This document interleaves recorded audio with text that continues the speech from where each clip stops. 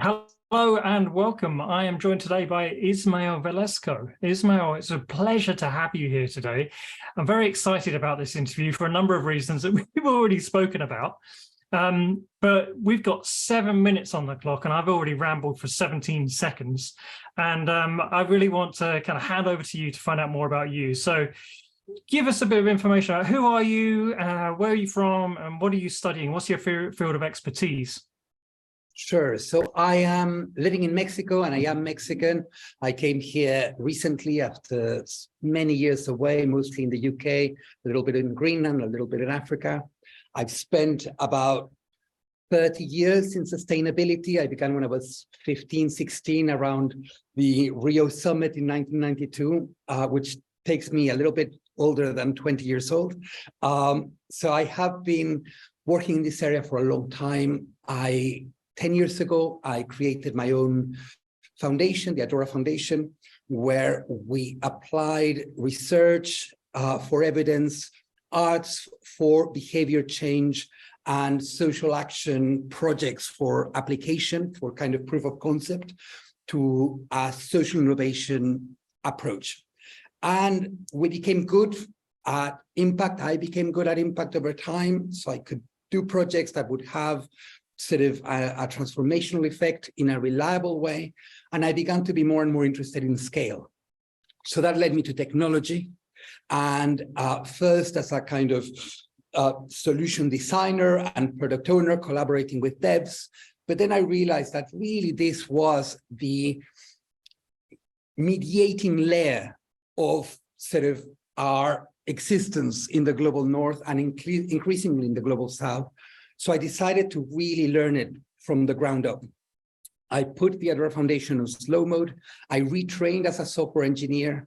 I did my time. I worked for 5 years building software for different companies.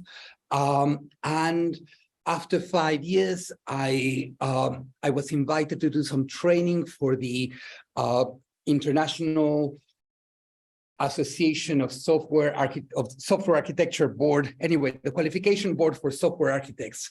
And that went well. And I kind of felt that was validation together with a job as a tech lead, that I'd kind of done my time. I'd learned the technologies. I understood how to build and engineer software. And that led me back to the Adora Foundation, but this time with technology at my fingertips. And the focus of my return, as it were, into Adora Foundation 2.0 became about greening software, because as I understood the impact of technology on the environment, the fact that it was under-addressed, and the fact that you had real opportunities for making small changes that affect the entire planet, because it's so consolidated, then that became a very good target to affect the planet as a whole. And that's what I've been working on for the last sort of couple of years or so. Wow, excellent. And you were talking about earlier on, just saying you were talking about how do you reliably make impact? How do you kind of make that something that you can deliver, I guess, through an organization and beyond that? Have you got any kind of learnings from that you can share? Sure. I think sort of that, at least my theory of change that has sort of worked for me is that it is good to be research focused insofar as that gets you the evidence in order to kind of theorize what you want to do. So the Adora Foundation is a do tank instead of a think tank. But what does a think tank do? The think tank looks at the latest evidence, has conversations with the kind of people in the field, and arrives at intuitions that says, this is probably where we should go, and then organizes a conference and a report and influences people to go there. I would do the same thing. I would do the research. I would be involved in the front lines myself. I would be working with practitioners, and that would give me these intuitions.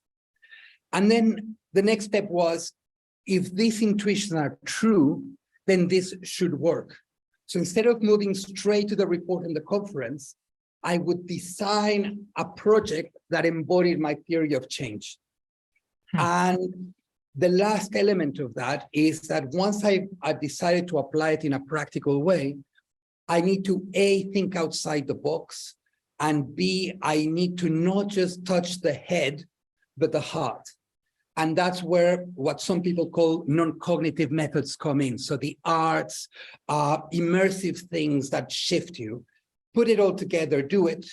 And then if it works, which it tends to eventually, you have a model to say this worked, but it speaks to this general concept. So then you have the conference, then you have the paper, and people are much more receptive to that idea because it's following from practice, and you're speaking with that kind of sense of, this is what I personally learned, would this be useful to you? And the echo tends to be positive. That's really useful. Connecting the head and the heart is a really important thing to do. But coming back to what you were doing today, green software, looking at the carbon impact of the technologies around us. What's the big question you're trying to solve? And why is it so important for us to solve that? So obviously, lots of big questions I'm trying to solve, but the one that is particularly exercising me at the moment is the impact that software has on hardware and scope 3. So we have spent 40 years, the research community, really more, 70 years, the green computing movement has had a theory of change, which is because the impacts of software happen in devices and hardware, then we don't need to worry so much about software. Software is like a side effect.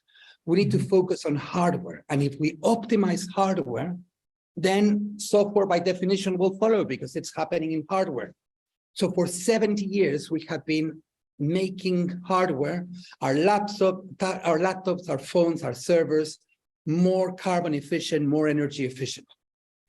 But our emissions from information and communication technology have kept on growing and growing and growing and growing massively, which means our theory of change has not worked. And what's more, because we've done so well at optimizing hardware, we've now hit limits. We've optimized everything there is to optimize, and we're kind of finding extra gains, but it's no longer exponential.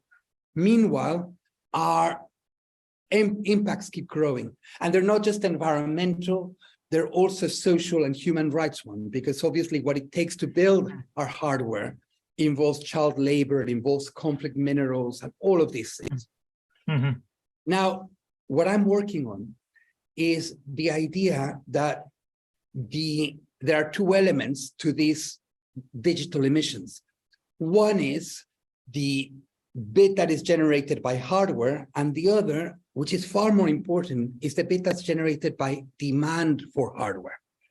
So we have focused on the hardware, but not on the demand side. And software is what drives demand. You build hardware to achieve impacts that software empowers you to do. So if we were able to design our software in a way that reduces the churn of devices, in a way that extends the life of devices, in a way that this incentivizes the sort of production of more hardware. Mm-hmm. That's when you really are able to gain sort of traction in this. And so the focus for me at the moment is how do you understand the way in which software generates demand for hardware and hardware consumption, and B, how do you use software to cut dramatically the demand pressures and take full advantage of the hardware efficiencies we have achieved. Brilliant. Really important. You know, this is something that I'm spending a lot of time on as well, looking at this area and trying to raise awareness that the fact that digital is not carbon free. I mean, I love the way you're looking at it as well. In fact, if you want to know more about what this little gadget is, then I'll write about this. This is the amount of carbon that we've emitted during our conversation in grams. So we have gone over our 7-minute marker by a couple of minutes, which is fine, but I don't really want to go beyond the 200 grams. I don't know why, it's just a number that I want to avoid. So within the remaining grams that we have left, what happens next and how can people find you, Ismael? They can find me on LinkedIn. That's probably the easiest. And my LinkedIn tag or name is Ismael Velasco. So that's pretty straightforward. And I also have a website, ismaelvelasco.dev, where I blog around the technical side of green software primarily.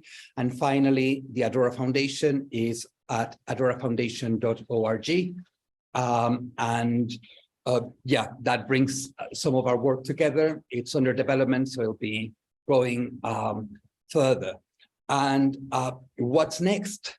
I guess next is more proofs of concepts. We are working on a number of areas from, there's a pilot in Nigeria that we're exploring for reuse and repair of hardware, to a paper that I've been working on with a professor in Glasgow University around the potential of software to regulate demand, and many, many more projects that you can find out about in the websites that I mentioned.